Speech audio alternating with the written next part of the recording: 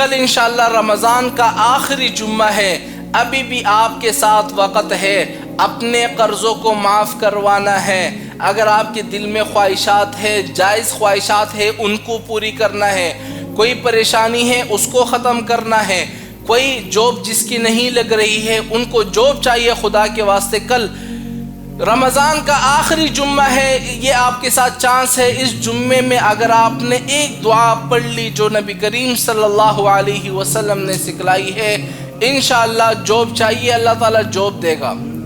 پیسے ختم ہو چکے ہیں، قرضوں میں ڈوب چکے ہیں، اللہ تعالیٰ قرضے بھی ختم کر دے گا۔ اور اس کے علاوہ اگر آپ کے دل میں کوئی بھی جائز خواہشات ہے، اللہ تعالیٰ وہ بھی پوری کر دے گا۔ اب وہ دعا کون سی ہے اور وہ دعا آپ نے کب پڑھنی ہے؟ میرے مسلمان بھائیوں، اس ویڈیو کو آپ نے یاد رکھے، اس ویڈیو کو آپ نے ضرور شیئر کرنا ہے، کیونکہ اگر آپ کی وجہ سے کسی کو فائدہ ہو گیا تو وہ بھی آپ کو دعا دے گا، یار اس بندے نے یہ ویڈیو میرے پاس شیئر کی تھی۔ اس دعا میں آپ بھی شامل ہو جائیں گے۔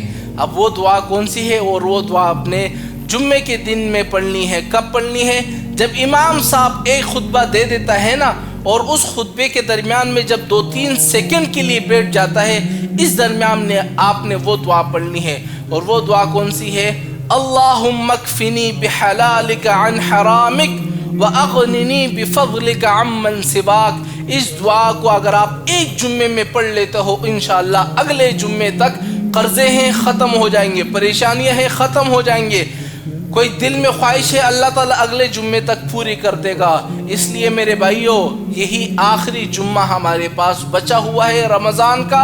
اس جمعے کو قدر کر لو، رمضان کی وجہ سے قدر کر لو کہ یہ رمضان کا آخری جمعہ ہے۔